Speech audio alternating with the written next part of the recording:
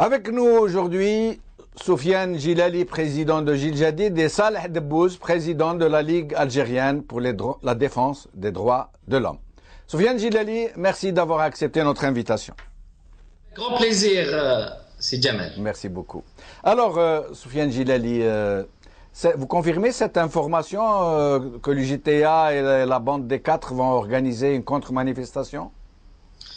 Écoutez, j'ai entendu comme vous à la radio publique, mais dans les chaînes télévision ou sur la presse, qu'il semblerait que le pouvoir s'apprête à faire une contre-manifestation. Il parle de Skikda, Arze, Ouargla, etc. On verra bien s'ils vont aller jusqu'au bout. En tout cas, c'est bien entendu un contre-feu. Ils essayent d'allumer un contre-feu contre ce que fait l'opposition. C'est évidemment net et clair. Vous ne pensez pas que ces gens sont tellement décriés dans la société algérienne, c'est Ammar Abignoun, Ammar Ghoul, Sidi Saïd, en plus des grands meetings qu'organisent Sellel à Wahran et à Ouargla, vous ne pensez pas que ces gens sont tellement impopulaires que ça va être contre-productif, enfin contre-productif pour eux, et que ça va vous ramener des gens pour marcher avec vous? Vous savez, ils ont une telle puissance médiatique qu'ils vont utiliser, comme ils ont l'habitude de découper les photos, par exemple, du président Bouteflika. Ils vont découper les mêmes photos pour ces pseudo-meetings. Ils vont remplir des salles avec les moyens de l'État, comme vous l'avez si bien présenté. Ils vont ramener des bus, des gens à qui ils vont promettre... Ouais. Alors,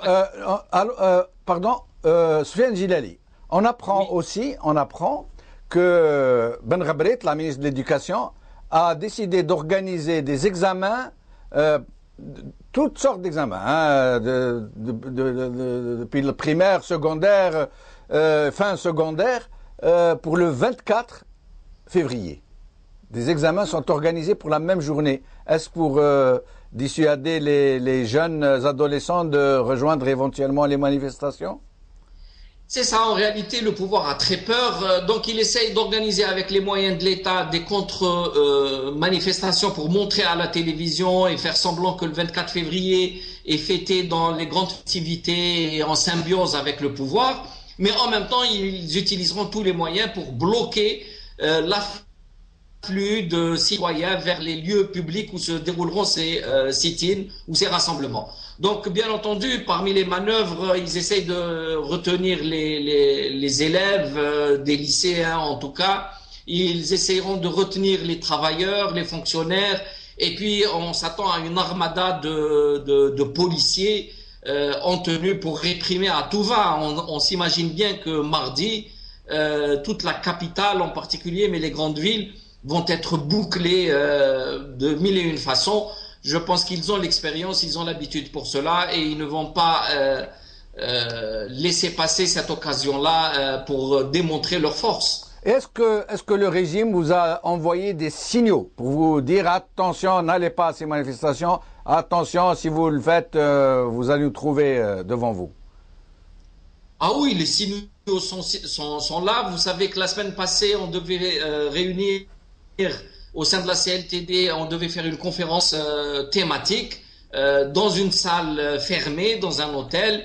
Ils n'ont pas accepté de donner l'autorisation. C'était le premier signe d'un durcissement et qui va aller crescendo. Moi-même, ce lundi, je devais donner une conférence à Béjaïa dans une université et au dernier moment, j'ai été interdit d'accès. Il a fallu toute l'audace et le courage des étudiants pour forcer l'administration à ouvrir les portes et où j'ai tenu la conférence 3 heures durant. Mais tout ça, ce sont des signes qui ne trompent pas. En plus, bien entendu, cette manipulation pour faire ces contre-manifestations, tout cela va dans le même sens. Le pouvoir a en même temps très peur. Il essaye de faire passer l'opposition pour étant complètement coupé du peuple. La population dans un oued et l'opposition dans un autre, disait Ammar Abignoun. Oui. Maintenant, il faut qu'il le démontre. Ça, c'est une autre affaire. Maintenant, est-ce que les Algériens vont sortir en masse? Est-ce que les citoyens vont se mobiliser? C'est une deuxième question.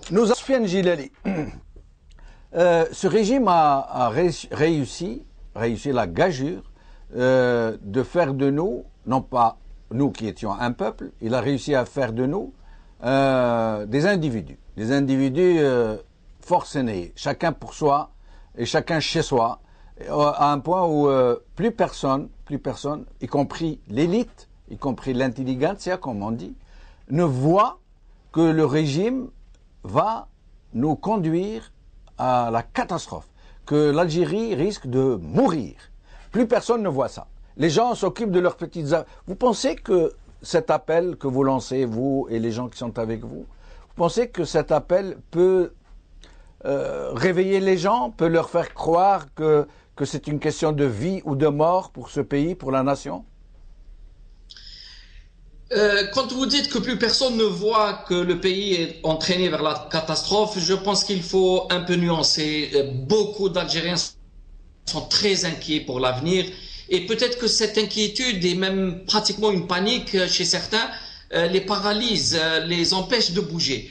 Je sais que nous disons systématiquement que la classe politique est décriée, qu'elle n'a pas beaucoup de crédit, qu'elle ne mobilise pas. Tout cela est vrai en partie, mais simplement je pense que c'est un peu exagéré, qu'il y a une forme de nihilisme qui s'est instaurée et qui fait que les gens, certains ou les commentateurs, font comme si que cette classe politique était complètement coupée du peuple. Ce n'est pas vrai. Que l'opposition ne soit pas très forte, oui, il faut le reconnaître. Qu'elle soit à peine là dans le balbutiement de sa mise en place, de son rassemblement, de son unification, cela est vrai aussi.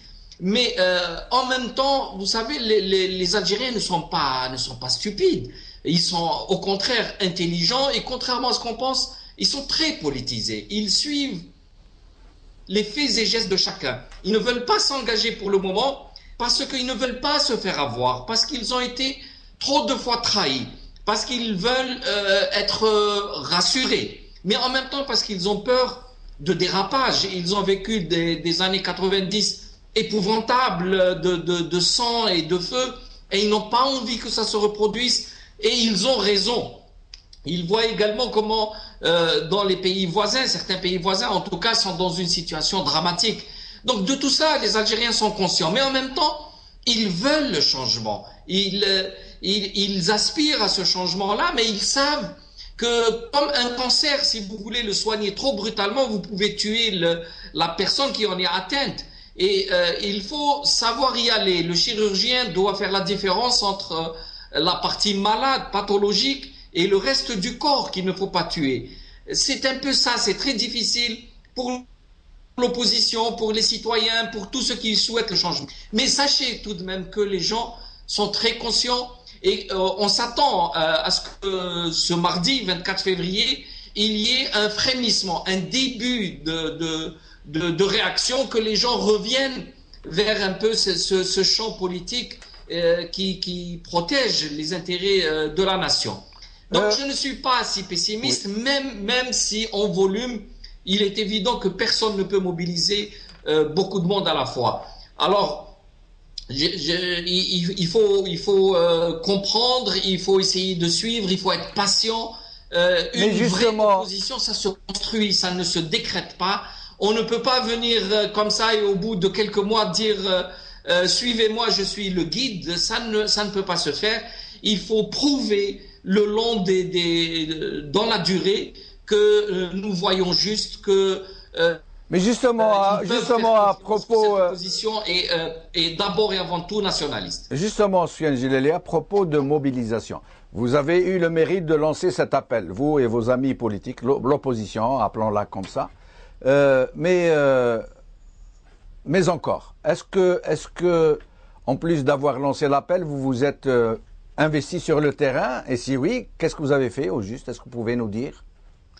Alors déjà, au niveau des wilayas, l'ensemble des partenaires se rencontrent et préparent le mardi 24. Je n'ai pas donné tous les détails. Mais voyez-vous, même si on devait être que quelques-uns ce 24 février à sortir dans chacune des wilayas, mais déjà il y a un pas énorme. Vous savez que avant Zeralda, avant le 10 juin, l'opposition ne se rencontrait jamais, ne se parlait pas et au contraire, souvent rester dans des critiques stériles entre elles, etc. Aujourd'hui, non seulement au niveau central, donc au niveau des directions des partis, il y a des rencontres, on se parle, on se comprend, on peut avoir des différends, on accepte des différences comme des membres d'une même famille. Mais maintenant, ça s'étend au niveau des wilayas. Alors, quand vos responsables de wilaya se mettent ensemble, se mettent à se parler, planifient ensemble des actions, cela est très positif pour la suite. C'est encore une fois le pouvoir, par son autisme, par sa façon de faire exclusiviste, qui a poussé peu à peu toute cette opposition à se retrouver, à se réunir, à se parler et en fin de compte à se préparer à l'après-Bouteflika. Parce que quoi qu'on en dise, ce régime est condamné, il est condamné avec le président de la République et le risque réel est un effondrement grave de ce régime et l'opposition ne veut pas d'un effondrement de l'État. On fait une différence entre le régime et l'État et cette opposition-là, dans sa multitude, dans sa diversité, dans sa multiplicité, eh ben, elle s'unira, elle sera déjà prête et évitera au pays le dérapage et le marasme. Soufiane Djilali, vous avez environ 2 minutes. Vous vous adressez aux Algériens, ils vous écoutent. Qu'est-ce que vous pourriez leur dire? Ce que je voudrais leur dire, c'est que nous, dans l'opposition, nous avons pris nos responsabilités. La situation est dramatique dans le pays. Bien sûr, si on voulait faire le jeu politicien, on n'aurait pas pris ce risque, entre guillemets. Pourquoi une opposition qui n'a pas encore toutes les capacités de motiver, de mobiliser l'ensemble de la population, pourquoi prendrait-elle ce risque ensuite que les médias lui disent qu'elle est incapable? Donc si on a pris ce risque, c'est parce que la situation est extrêmement grave, parce que nos frères de Ain Saleh ont besoin qu'on les aide, parce que les habitants du Sud ont été abandonnés, parce que ce pouvoir joue de l'intégrité du territoire, il divise les Algériens entre le nord et le sud, comme il l'avait fait avec nos frères de Kabylie. Et ça, c'est un pouvoir extrêmement dangereux. C'est le moment de dire non au gaz de schiste, de dire oui à la solidarité avec nos concitoyens. La sortie du 24 février n'est pas au bénéfice des partis politiques, tout au contraire. Donc ce n'est pas un appel partisan, ce n'est pas un appel politicien, c'est un appel au bénéfice de la nation algérienne. Il faut que les Algériens sortent de leur individualisme, ils sortent de leur peur et quelquefois de leur lâcheté pour se solidariser et commencer à travailler l'avenir qui sera inéluctablement là, qu'on devra affronter. Les défis sont devant nous. Donc c'est un appel pour la conscience algérienne qui vient d'une conscience algérienne. Soufiane Djilali, merci infiniment, mais restez avec nous jusqu'à la fin de l'émission.